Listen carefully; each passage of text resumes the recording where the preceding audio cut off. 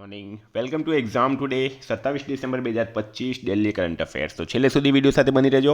Current affairs important topic છે, દરેક એક્ઝામમાં પ્રશ્ન પૂછવામાં આવે છે. મિત્રો ટોપિક પર આવીએ. 27 ડિસેમ્બર ક્વેશ્ચન નંબર 1 છે, હાલમાં સુશાસન દિવસ ક્યારે ઉજવવામાં આવ્યો? તો મિત્રો વાત થઈ ત્યાં સુશાસન દિવસની, બરાબર, એ દર વર્ષે 25 ડિસેમ્બરે મનાવવામાં આવે છે.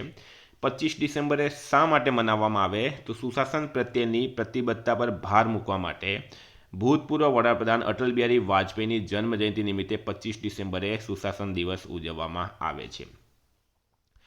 મિત્રો હાલમાં 23 ડિસેમ્બરે ખેડૂત દિવસ, 22 ડિસેમ્બરે રાષ્ટ્રીય ગણિત દિવસ, 21 ડિસેમ્બરે વિશ્વ ધ્યાન દિવસ, 19 ડિસેમ્બરે ગોવા મુક્તિ દિવસ, 18 ડિસેમ્બરે લઘુમતી અધિકાર દિવસ, આંતરરાષ્ટ્રીય સ્થળાંતર દિવસ અને વિશ્વ અરબી ભાષા દિવસ, 17 ડિસેમ્બરે ભારતમાં પેન્શનર દિવસ, 16 ડિસેમ્બરે વિજય દિવસ, 14 ડિસેમ્બરે રાષ્ટ્રીય ઉર્જા સંરક્ષણ દિવસ, 12 ડિસેમ્બરે આંતરરાષ્ટ્રીય સાર્વત્રિક આરોગ્ય કવરેજ દિવસ અને આંતરરાષ્ટ્રીય તટસ્થતા દિવસ મનાવાયો. તમામ દિવસ ઇમ્પોર્ટન્ટ છે, યાદ રાખો. હાલમાં કોણે આશરે ₹39,500 કરોડમાં ઇન્ટરસેક્ટ ખરીદવાનો સોદો કર્યો છે? તો મિત્રો એ ગૂગલ દ્વારા કરવામાં આવ્યું. ગૂગલની પેરેન્ટ કંપની છે મિત્રો આલ્ફાબેટ, અને આલ્ફાબેટ ઇન્કે ઇન્ટરસેક્ટને ₹39,500 કરોડમાં ખરીદવા માટે એક સોદો કર્યો. ઇન્ટરસેક્ટ મોટા ડેટા સેન્ટરોને વીજળી પૂરી પાડે છે, જેમાં સૌર બેટરી સ્ટોરેજ પ્રોજેક્ટ્સનો સમાવેશ કરવામાં આવે છે. 3 નંબર છે, હાલમાં મનોહરલાલ શર્માનું નિધન થયું છે, તેઓ કોણ હતા? તો એક મિત્રો એડવોકેટ હતા, વકીલ હતા મનોહરલાલ શર્મા. મનોહરલાલ શર્મા એક વકીલ જેમણે કોલસા બ્લોક ફાળવણી કૌભાંડ કેસ સહિત અનેક જાહેર હિતની અરજીઓ દાખલ કરી છે.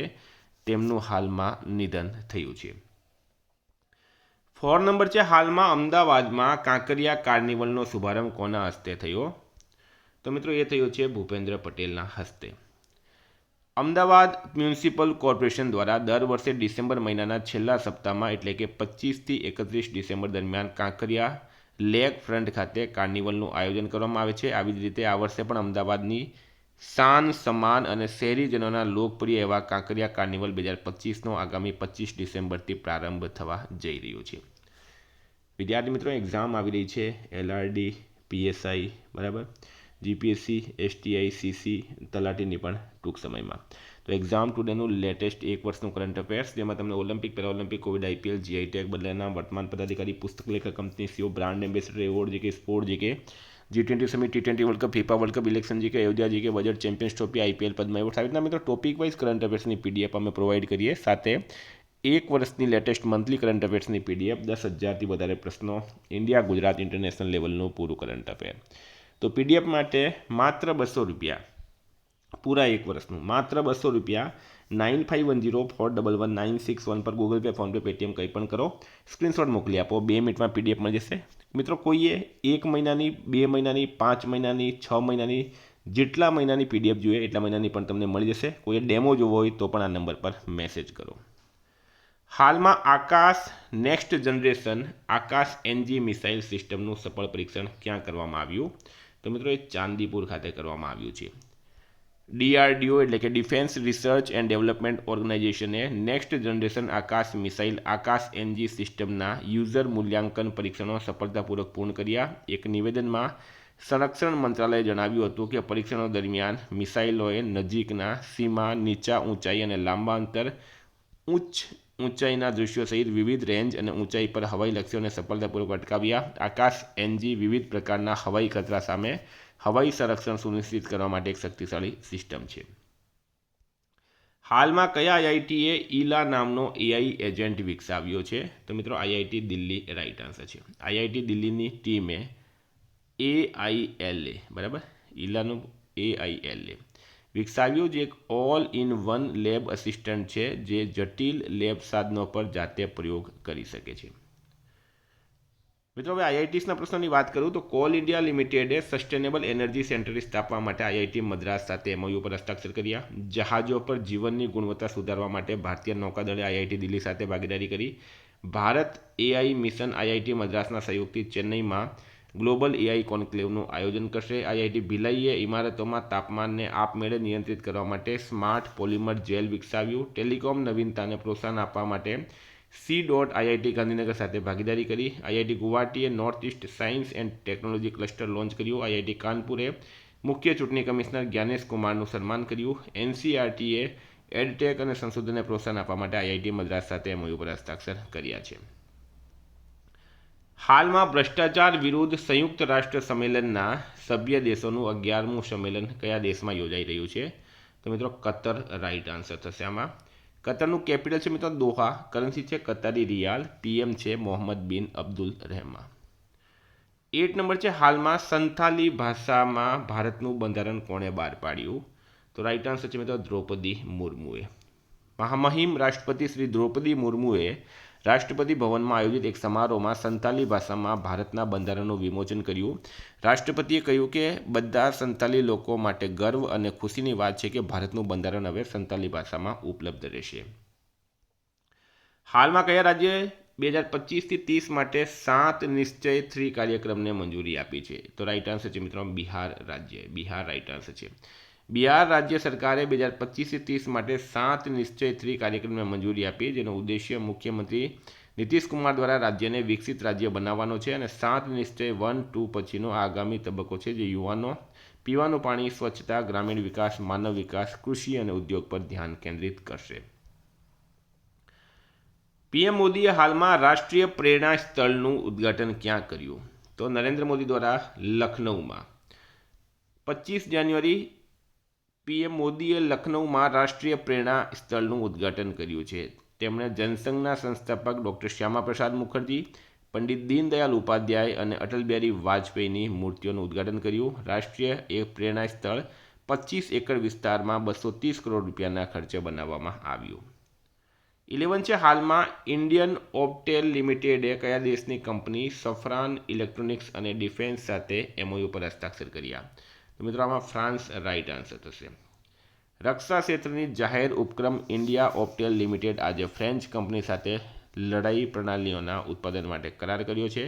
ફ્રાન્સનું કેપિટલ છે પેરિસ, યુરો છે કરન્સી અને પ્રેસિડેન્ટ છે એમ્યુનલ મેક્રોન. 12 નંબર છે હાલમાં કોનું પુસ્તક economic empowerment of India in the Modi era પ્રકાશિત થયું? તો doctor Sikandar Kumar right answer છે. પુસ્તકનું નામ છે economic empowerment of India in the Modi era, બરાબર, અને લેખક છે ડૉક્ટર સિકંદર કુમાર. વિદ્યાર્થી મિત્રો, પુસ્તકની વાત થઈ તો CP રાધાકૃષ્ણને સનાતન સંસ્કૃતિની અટલ દૃષ્ટિ નામનું પુસ્તકનું અનાવરણ કર્યું. શિખર ધવનની આત્મકથા આવી છે the one cricket my life and મોર. રીચા શર્મા દ્વારા લખાયેલ નવલકથા ફાઇન્ડિંગ હોમ અગેનનું વિમોચન થયું. બરજીસ દેસાઈ દ્વારા લખાયેલ પુસ્તક મોદીઝ મિશનનું વિમોચન થયું.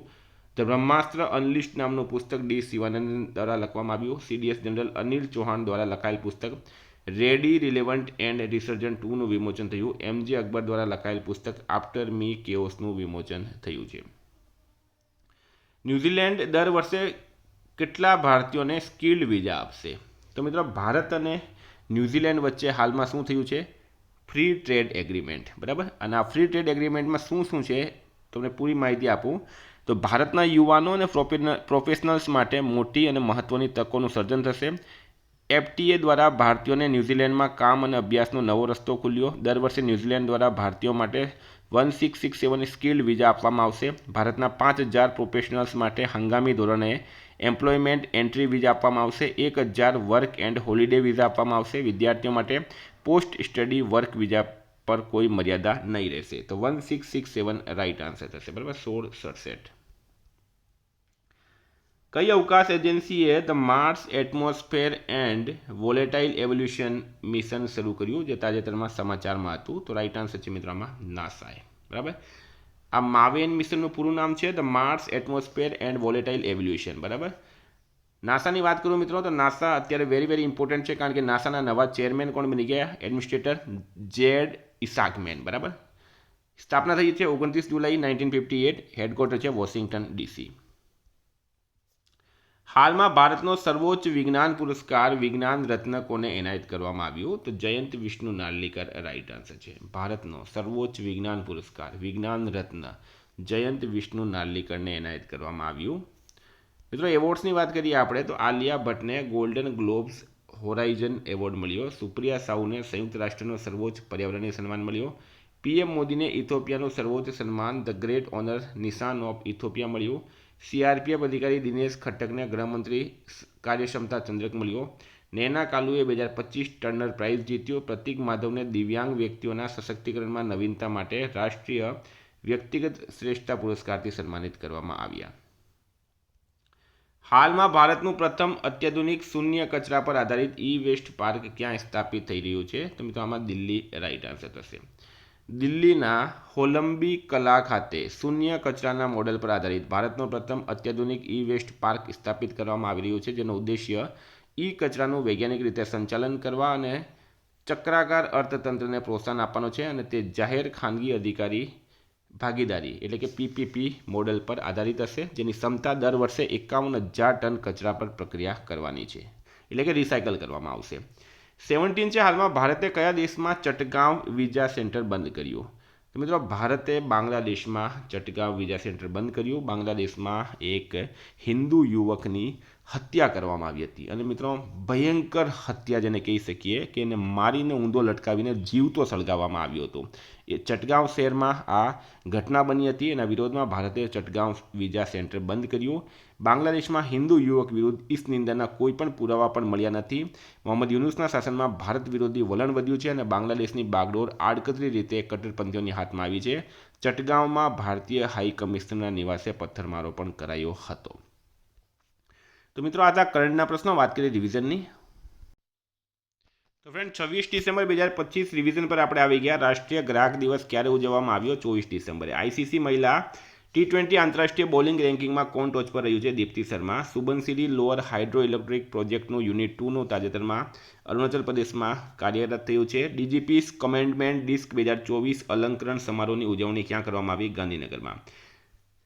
કયા દેશે બંગાળની ખાડીમાં ગુપ્ત રીતે પરમાણુ સક્ષમ K4 સબમરીનથી લોન્ચ કરાયેલ બેલેસ્ટિક મિસાઇલનું પરીક્ષણ કર્યું? ભારત રાઈટ આન્સર છે. સનાતન સંસ્કૃતિની અટલ દૃષ્ટિ નામના પુસ્તકનું વિમોચન સીપી રાધાકૃષ્ણને કર્યું. હાલમાં કયા રાજ્ય સરકારે તેની મુખ્ય 100 દિવસની રોજગાર યોજના કર્મશ્રીનું નામ બદલીને મહાત્માશ્રી કર્યું? પશ્ચિમ બંગાળ રાઈટ આન્સર છે. ભારતીય કોસ્ટગાર્ડમાં પ્રથમ પ્રદૂષણ નિયંત્રણ જહાજ સમુદ્ર પ્રતાપ જોડાયું? ગોવા. ઇસરોએ કયા દેશની કંપની AST સ્પેસ મોબાઈલના બ્લુબર્ડ બ્લોક 2 કોમ્યુનિકેશન સેટેલાઇટને સફળતાપૂર્વક લોન્ચ કર્યું? અમેરિકા રાઈટ આન્સર છે. હાલમાં 11 દિવસનો ધનુજાત્રા ઉત્સવ ક્યાંથી શરૂ થયું? એ ઓડિશામાં શરૂ થયું. કોણે ઇન્ટરસેક્ટને ખરીદવાનો કરાર કર્યો? આલ્ફાબેટે. એશિયન યુથ પેરા ગેમ્સ 2025માં મેડલ ટેલીમાં ઉઝબેકિસ્તાન ટોપ પર રહ્યું છે. કયા રાજ્ય ભારતનું પ્રથમ રોલિંગ બજેટ રજૂ કર્યું? મધ્યપ્રદેશે.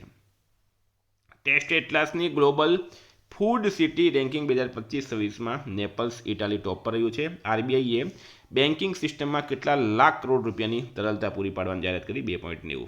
INS સિંધુ ઘોષ નિવૃત્ત થયું છે. તે ભારતીય નૌકાદળમાં 1985માં જોડાયું. મિત્રો ગઈકાલે પ્રશ્ન પૂછાયો, વિનોદ કુમાર શુક્લાનું નિધન થયું છે. તેઓ એક લેખક હતા.